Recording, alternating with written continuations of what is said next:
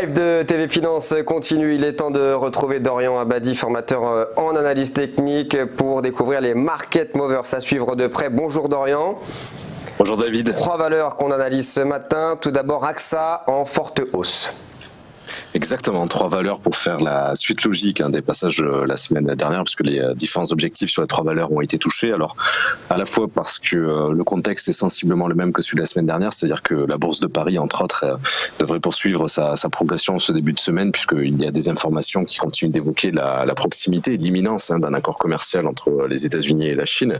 Donc, comme ces 3 valeurs sont assez bien portées sur les marchés internationaux, sont assez bien exposées, c'est vrai que ça nous profite pas mal. Dans le cas d'AXA, en plus de ce contexte-là, ces tout derniers jours, donc le groupe en fait a publié les annonces légales obligatoires pour ces résolutions au niveau du conseil d'administration qui aura sa prochaine assemblée générale le 24 avril. Donc il y a quelques informations qui ont fuité volontairement, qui sont assez intéressantes, comme l'approbation d'un dividende qui augmenterait de 1,34 €.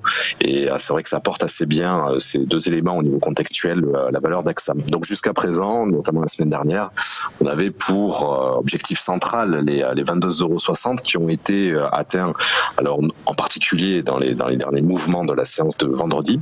Désormais, ce que j'attends, c'est justement de pouvoir franchir l'obstacle technique qui avait été fixé la semaine dernière sur les 22,75 €. Donc j'aimerais rentrer idéalement en fait à nouveau sur l'action, sur les 22,90 € et de sorte à viser 2 objectifs à court terme. Le premier sur les 23,25 € et le deuxième sur les 23,80 €. Donc là aussi, 2 objectifs définis en dessous des 2 obstacles suivants, les 2 obstacles les plus proches.